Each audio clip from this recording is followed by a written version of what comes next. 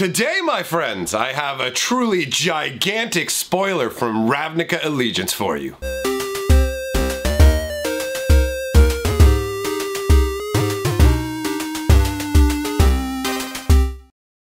Greetings, hatchlings, and welcome to another spoiler video talking about a brand new card from Ravnica Allegiance. Now, I had a lot of fun going through all the different Time Twister-esque cards yesterday. So today, I'm going to take a similar tack. We're going to talk about the cards leading all the way up to the spoiler. We're going to take another traipse down memory lane through all the different versions of this style of card in Magic the Gathering. And what we're going to be talking about today is truly colossal, and that is colossi, or in singular, Colossus. So, for those of you who don't know what a Colossus is, basically, I mean, you all know what a Colossus is. Come on now. Come on now. I mean, you've heard the word colossal a lot. You know it means giant. But really, what Colossus means is giant statue. It is an old Greek word that they originally used to describe the statues that they found in Egypt. So that's how they described the massive statues there. Now, we all know how Colossuses fall into the fantasy trope, and if you don't know what a trope is, it's a relative of the antelope. Maybe? Who knows? You're not going to learn everything from me. You got to go figure some stuff out elsewhere. Anyhow, Colossus is a massive fantasy trope. If you've played Dungeons & Dragons ever, you know the feeling of walking into a room and having the Dungeon Master describe to you a massive looming statue, and you're like, it's gonna attack us. And the DM's like, see, I don't know. And you're like, come on, man.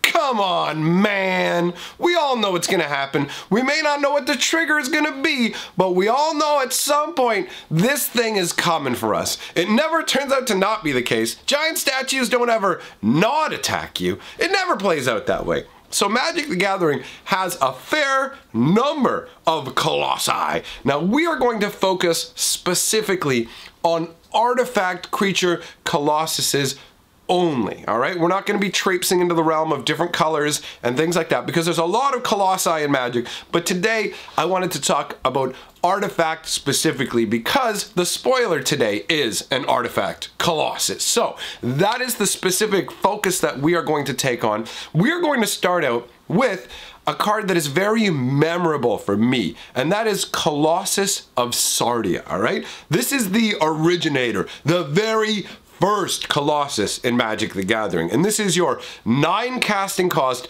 9/9 trampler, and it doesn't untap during your untap unless you pay 9 mana. Now, you get to do the untapping during your upkeep, obviously not during your untap phase, but either way, costs 9 mana to untap it. The flavor text says warrior born from a rocky womb. Now, by today's standards, and we will see this as we go through the colossi, this is a very, very underwhelming Magic card. Not very powerful at all. However, back in the day, at the very first Magic auction that was ever had at the LGS that I go to, the Colossus actually got auctioned off for more money than any other card, including cards like Mox, Lotus, or whatever. The Colossus was the most highly contested card that people wanted the most because it was literally the biggest thing in the entire game. Just this massive, smashy, rah! I remember actually playing black and using Colossus of Sardia and Dark Rituals to get him out.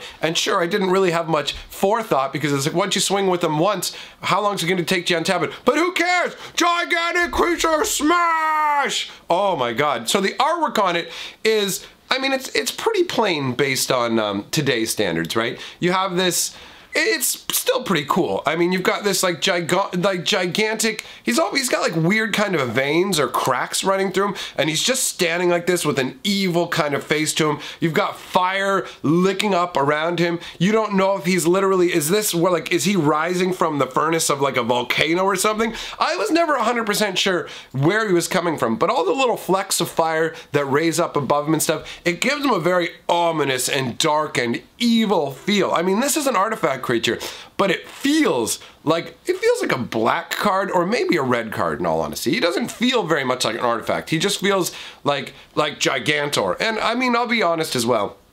There's nothing really in the artwork to give him a sense of scale, so without just saying he's a Colossus and seeing the stats, he kind of doesn't actually really feel like a Colossus, because it's not like in the forefront of the artwork you have a bunch of like revelers or worshippers or anything like that. So it's hard to actually pin him down with a sense of scale there, which is unfortunate, but again, this is the beginning of Magic, right? I mean, we're talking about Antiquities, which is only the second expansion in the entire game, so that's really old. Now, they did go ahead and redo the artwork for Colossus of Sardia when it came to the 5th edition one, and they definitely sorted out the idea of scale with it, and in my opinion it actually ties in to the old Greek concept of Colossuses being Egyptian statues. If you look at the head of this version of the Colossus, it definitely has that Egyptian feel to me. It feels almost like a Sphinx-ish kind of head. The body itself is obviously massive, and they give you the sense of scale by having the head up in the clouds. You've got crows flying around it, and the coloration of him definitely makes it feel like he's made of stone. This looks like a gigantic stone statue Colossus that's striding through the world. The way the birds are moving around it, it gives it that feeling. Honestly, Hannibal did a really good job on nailing the 5th edition version of Colossus artwork. So I'm very pleased with that step up in terms of artwork, making it feel proper. All right, then we move on to the 10th edition Colossus of Sardia, because Colossus of Sardia is a bad boy. He's iconic. He's been part of Magic for a long time, so he got a further treatment where they took it a step further. Now this one, in my opinion, is the absolute best of the 3 Colossuses of Sardia artworks. You have this massive imposing stone figure with huge hulking fists. They gave him abs. Look at them abs, boy. Talk about a washboard. Oh, they lead you down and oh wait, where are them genitals at? He ain't got none of them, but that's fine.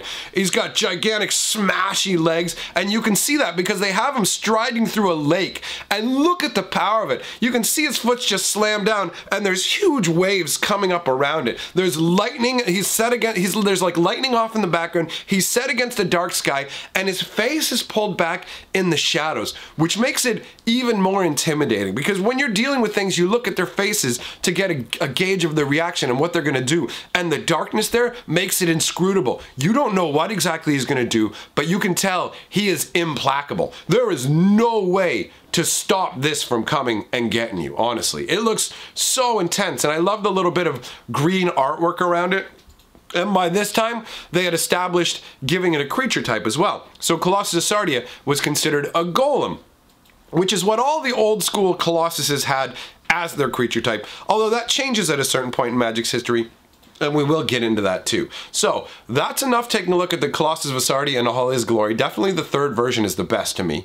Then we move on to the Phyrexian Colossus. Now, this one is interesting. 7 casting cost for an 8/8, so it deviates from the 9 for 9, which I kind of liked actually. I like it when the numbers are all the same, but that's a very minor thing. So 7 casting cost, 8/8. It doesn't untap during your untap phase, the same way that the Colossus of Sardia doesn't, but this one has a different way of untapping. You have to pay 8 life to untap it. So instead of it costing you a bunch of mana, it costs you a hideous amount of your life total to untap. But that does feel very Phyrexian. An artifact creature Colossus that feeds off the life energy as opposed to needing magic to infuse it. It needs life energy, and that is very, very Phyrexian.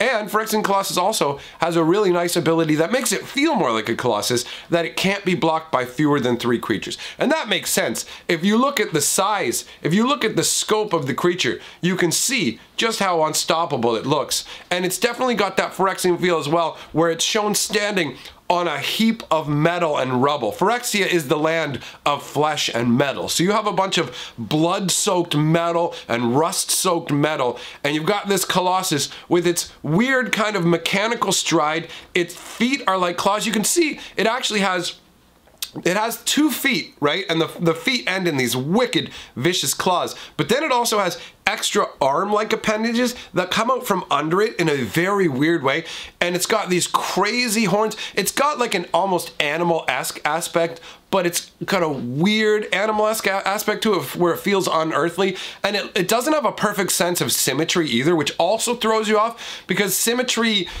makes something feel natural and right, whereas this sort of asymmetry causes it to feel a little bit off. And you can see the claws have some differences to them. You can see the two horns that are coming up, but then the parts that will be the tusks underneath, on the one side you've got one that's much bigger than on the other side. So this asymmetrical view where everything isn't identical, it doesn't have the exact same amount of little like tubes and pipes coming out of the back, and it's belching black smoke up into the air. So it's got an artifact feel to it as well. It definitely doesn't feel like a living creature. It feels like it's imitating life, and in a very, very nasty fashion. So that artwork is really, really nice. Now they also brought Phyrexian Colossus back in 7th edition. Now Phyrexian Colossus never officially got the creature type golem stamped onto the cards because they didn't do the grand update where they gave every creature types until later on. So we didn't start out with this, so you won't actually see golem on Phyrexian Colossus, but understand that they do count as golems.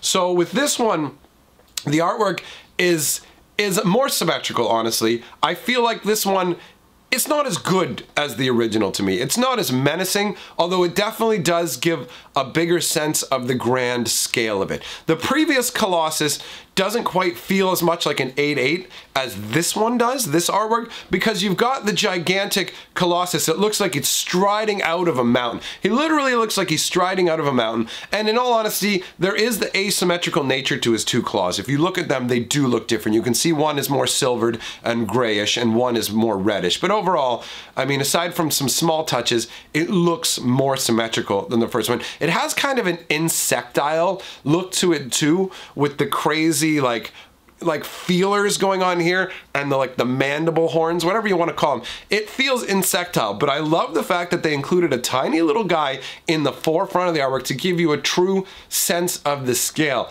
Now, we don't know if this is some guy who's excavated this ancient Phyrexian Colossus out, or some poor schmo who just happens to be out there to witness the insanity of this thing striding out of the mountain. But it definitely gives a massive sense of scale. Again, it's got the exhaust pipes at the top belching black smoke out, very Phyrexian-like, out into the environment. This does not feel like a friendly construct, and looking at it, it's still got that reddish kind of tinge to it, like it could be part machine and part flesh, possibly. So they did a good job with it. I like the first artwork for Phyrexian Colossus better, but this artwork is still very nice and well done. These colossi are very impressive in scale.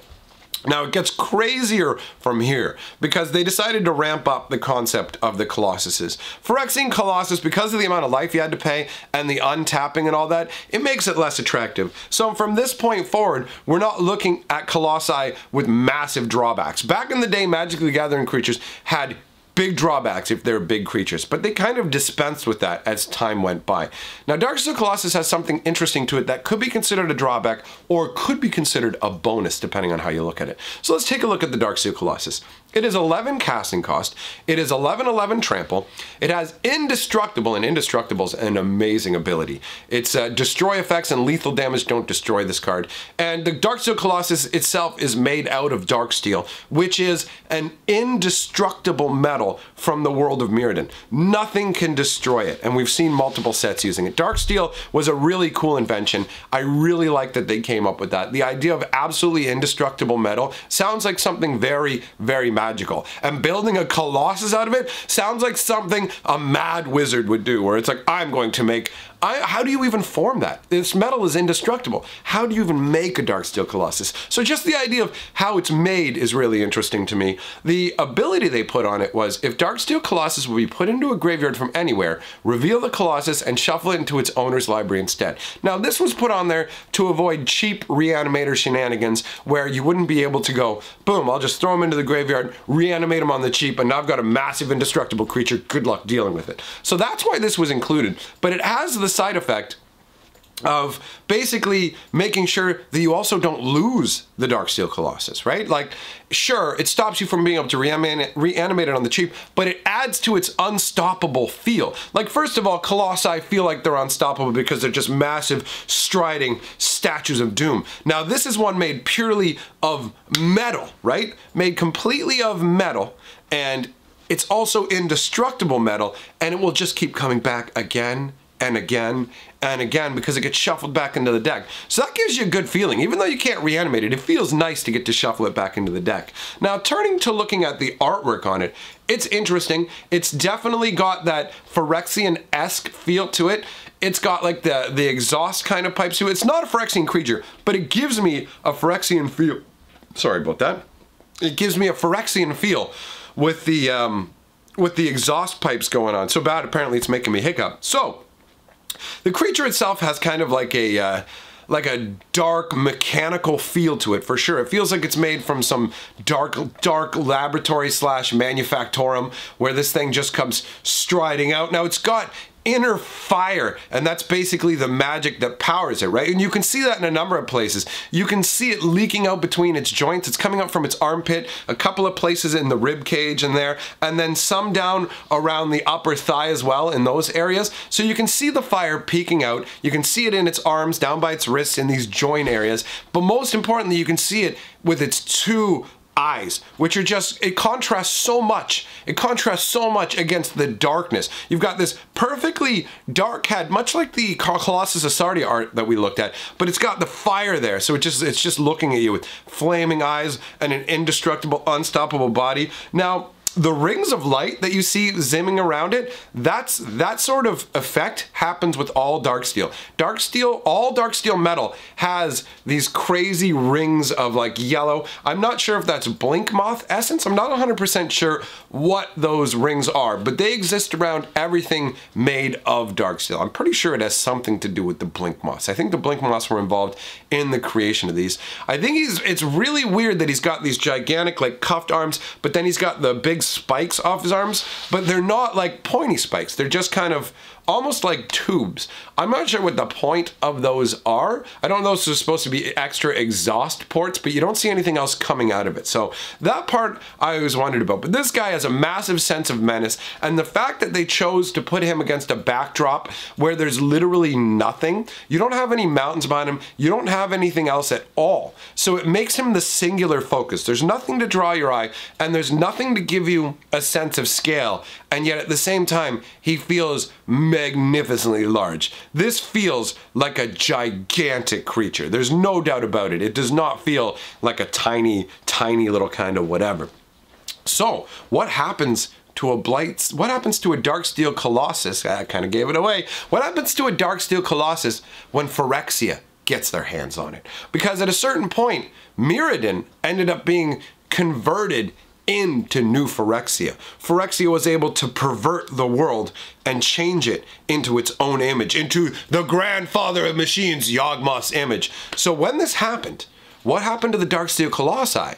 They're indestructible, right? So it doesn't matter. Even Phyrexia can't destroy a Darksteel Colossus. But what they can do is corrupt it. And with that, we get the Blightsteel Colossus. Now this guy costs 12 colorless, still the 11/11, because this is a Darksteel Colossus that's been blight transformed, basically. That's how I view these. Now, I could be wrong. These could actually be completely formed anew in the image of a Darksteel Colossus just made with Blightsteel. But Blightsteel is Phyrexian corrupted Darksteel, which is, it's insane. It's like, wow, they managed to make this indestructible metal corruptible and infuse Phyrexian essence into it, and you get the Blightsteel Colossus.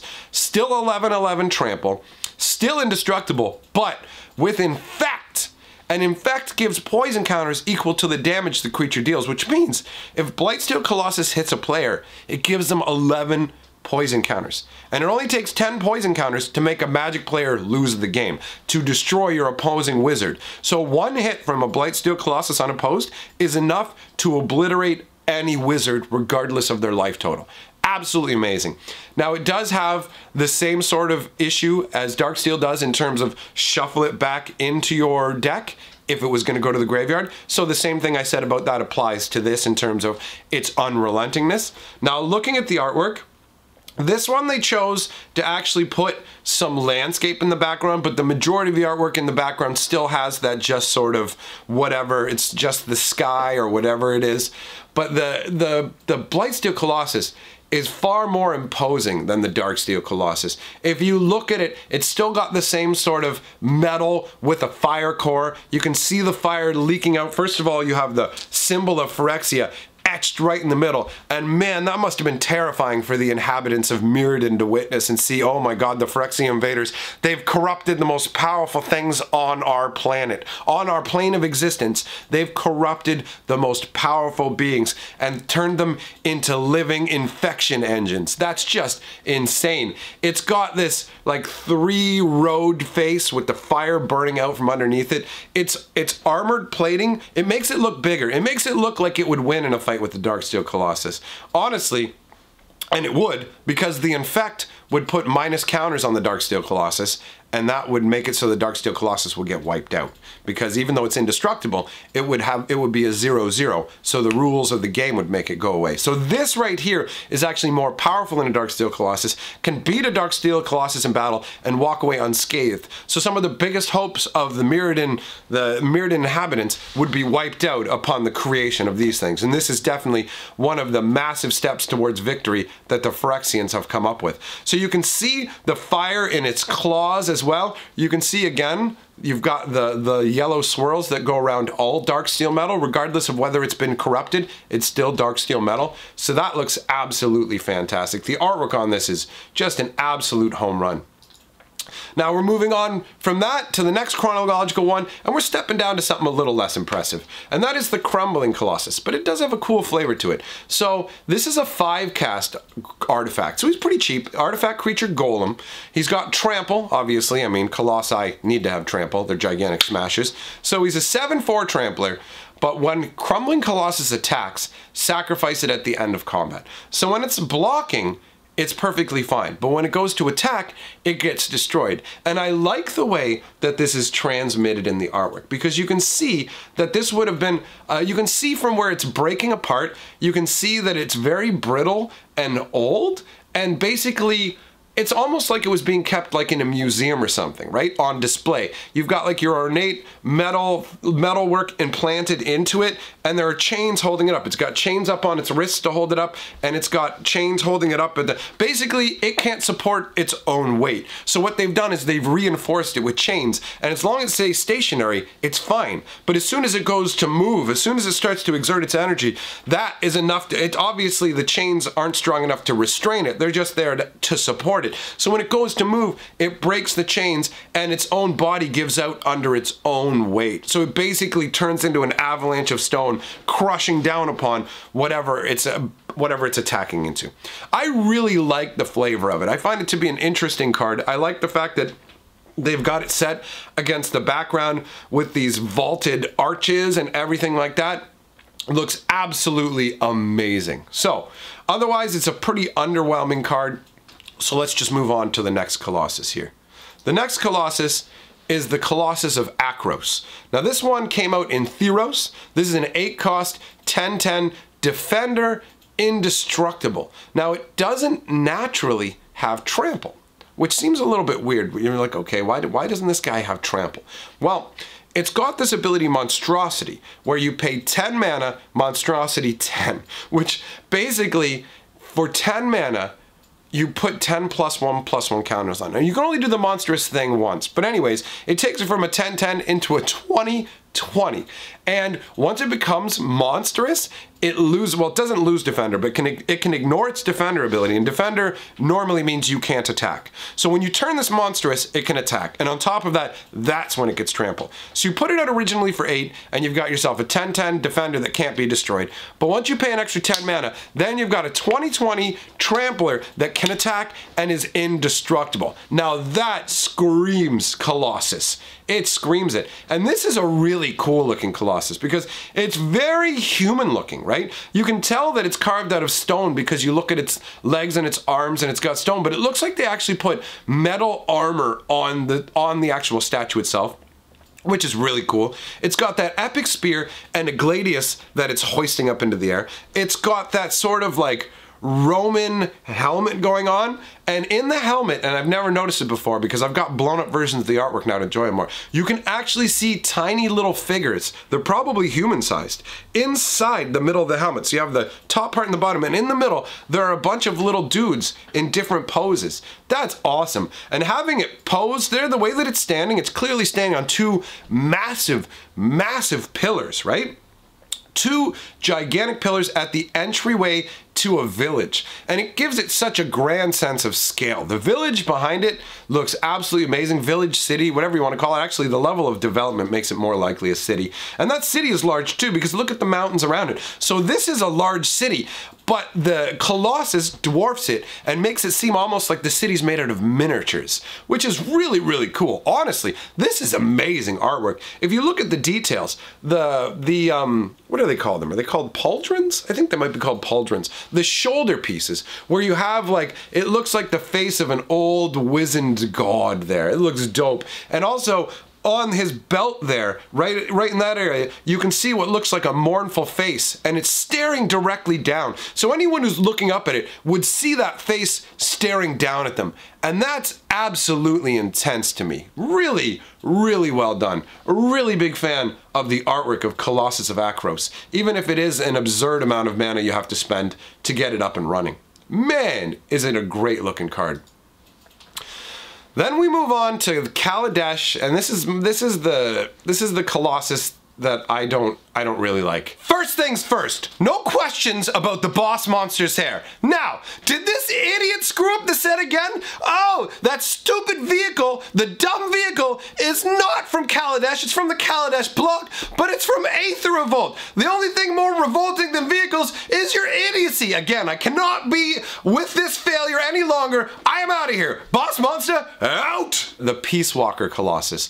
This thing is a vehicle. I don't really like vehicles. Vehicles just rub me the wrong way. Cars and trains and things like that, being a Magic Gathering, don't feel right to me. That being said, let's just evaluate the card. So it's a 3 cast, it's a 6/6, but it's a vehicle, which means it's only a creature when it's crewed. And crewing is when you tap a number of creatures. With this, it's crew 4. So you tap a number of creatures you control with total power 4 or more, and it becomes an artifact creature until end of turn. So I don't like that. I don't like the flavor of it. Its ability is pay a white and a colorless. Another target vehicle you control becomes an artifact creature till end of turn. I don't know why that's white aligned. I don't understand how this Colossus makes vehicles into creatures. The whole thing feels very muddy to me. I don't like it. I don't like the flavor of it. I don't like this card. I just don't appreciate it for what it is. I think it's a fairly stupid card in all honesty.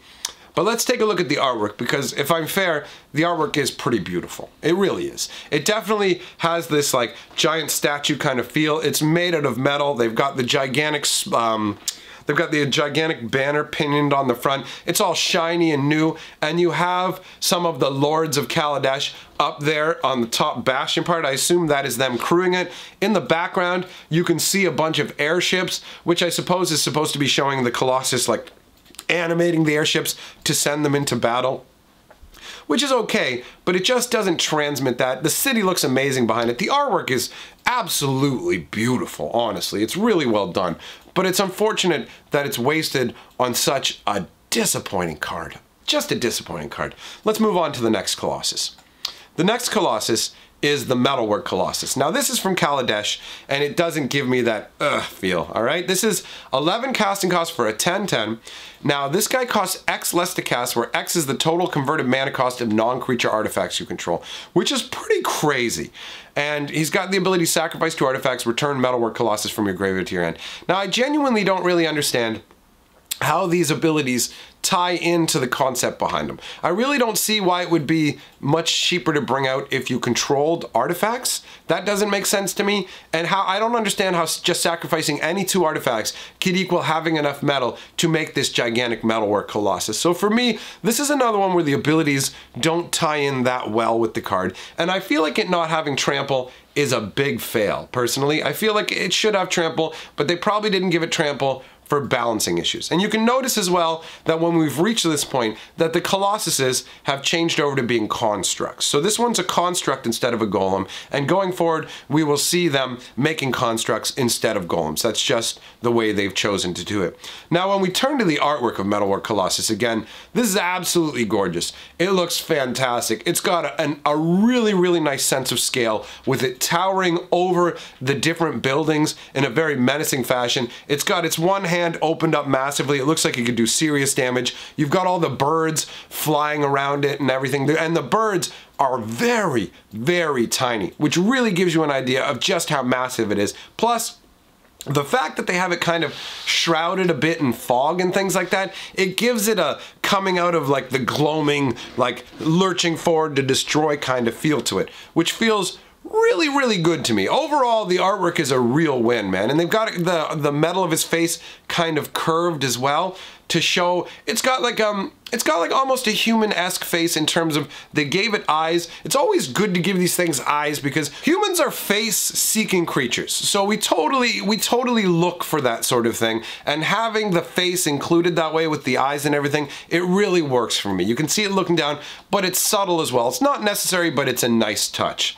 Now, that is all the Colossuses from Magic history that we've already had. What is coming up from Kaladesh in my brain. No. We've moved away from Kaladesh and those ugly, awful vehicles. We are moving on to Ravnica Allegiance, the upside down city. So, what do we have from this? We have Gate Colossus. Now this one is an 8 cost 8/8. I love it when they do that. I love it when the casting cost and the power and toughness are the same. And this one's interesting. It's an artifact creature construct. Now it costs 1 less to cast for each gate you control. Gate Colossus can't be blocked by creatures power 2 or less, which is great. That helps to give it the Colossus feel, because this one doesn't have trample, but it's also an 8/8. Once a creature gets to 10/10 or above, it really feels like it should have trample. Looking at you, Gigantosaurus. Don't know why you don't have trample. Anyways, this thing can't be blocked by creatures with power 2 or less, which makes perfect sense. Whenever a gate enters the battlefield under your control, you may put Gate Colossus from your graveyard on top of your library. Now I like this. I like the fact that the Gate Colossus is specifically tied in to the guild gates, and possibly if they make more gates in the future, but specifically now, to the guild gates from Ravnica. For those of you who don't know, the guild gates featured heavily in Dragon's Maze. The guild gates are actually nexuses of power on Ravnica that were used for when you run the Dragon's Maze. So they're actually magical locations. Each guild has one of these magical guild gates going on. So the idea that the more of these guild gates you have under your control, the easier it is to bring these gate colossi into being makes sense. Also, it makes sense that when you bring a gate out, you'd be able to tap into the power to draw one of these colossus to you as well. So overall, I like the way they tied that all together. It feels appropriate, honestly. Gate Colossus feels good flavor-wise. And in terms of the art, I really like what they've done here. You've got the proper sense of scale because you can see a gigantic bridge in the background. You see this gigantic, and it looks like a knight too, which I like. I really like the fact that it looks like a knight defender because that's what it is, right? It's a gate defender. Now clearly this one doesn't have defender, which is good because I don't feel like Colossi should really have defender, but it definitely gives that feeling of something watching over the gates. He's got this really imposing stance. He looks really like burly. It just looks like a massive armored knight. It actually makes me think of the knights from Zelda, really. And he's got this huge broadsword that he's standing there holding the hilt there. Right? Just the sides of it, or the sides of the pommel, whatever it is. The crosspiece, that's right, not the hilt, not the pommel, the crosspiece. So he's got his hands on either side of the crosspiece with his sword driven down. It's like a knight, not in action, but ready for action, right? He's not instantly launching into the attack, but he is ready for what comes. Now for the sense of scale, not only do you have the bridge, but you have people looking up at it. And you get a feeling that this is like they like it, right? You have a father taking his child out. You got the child on his back pointing up. Whoa, daddy, look at that. It's like, yes, son, they're one of the great gate defenders. In time of need, you will actually get to see them move and do things, and to see it is a sight to behold, my son. You could see them doing that. I really like that little touch, where it's a little family kind of thing. And honestly, as an uncommon, it makes sense to have it be a little less powerful, and you get to see some more of them show up, because the Gate Colossus doesn't feel like a singular, unique Colossus. It definitely feels like something that they would have scattered around the city. So for me, this card was a real win. Looking at it brought back memories of the Colossus of Sardia and the Darksteel Colossus and all these other different colossi that I had seen over the years. So it was nice to take a trip back and take a look at all of them in one big long sequence. And now that we've done that, my friends, it's time to go ahead and check in with the hatchlings. Hey everyone, you know what time it is, and together